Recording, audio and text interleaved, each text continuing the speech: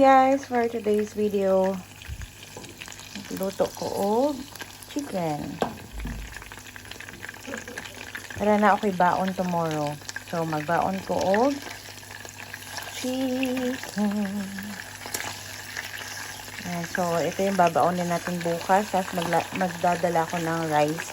Pero bukas na ako magluluto ng rice para fresh yung ating.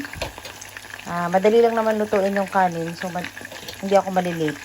Kasi kanina pala guys, na-late ako. Nagising ako ng mga 7:18. Tapos, si duty ko is 8. So, late ako ng 30 minutes kasi nga yung bus. There you go.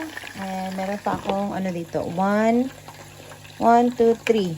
So, tatlong manok. Ayan. So, yun ang food natin for today.